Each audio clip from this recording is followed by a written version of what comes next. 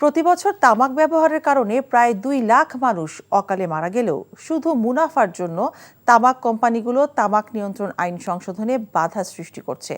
দুপুরে রাজধানীর একটি হোটেলে বাংলাদেশ হেলথ রিপোর্টার্স ফোরাম ও ন্যাশনাল হার্ট ফাউন্ডেশনের যৌথ উদ্যোগে দেশ রক্ষায় তামাক নিয়ন্ত্রণ আইন সংশোধন এবং তামাক কর বৃদ্ধিতে গণমাধ্যমের ভূমিকা শীর্ষক সেমিনারে বক্তারা এসব কথা বলেন।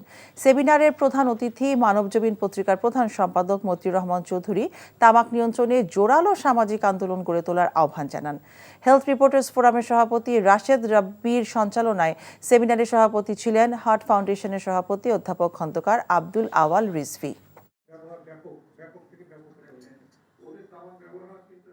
সামাজিক আন্দোলন ছাড়া এই ধরনের ক্যাম্পেইন কোনোদিনই সফল হয় নাই, কখনো হয় নাই। সামাজিক আন্দোলন করতে হলে তো আপনাকে সবাইকে সম্পৃক্ত করতে হবে, সবার সাথে যোগাযোগ করতে হবে। সেই যোগাযোগটা আমার মনে হয় কমে গেছে।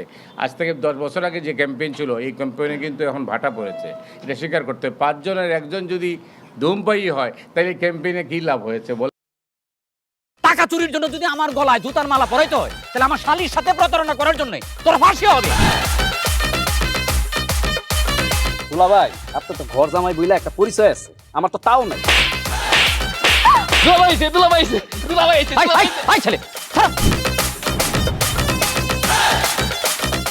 রাজনৈতিক ফ্যামিলির মেয়ে হয়ে ওই কাজ করবে।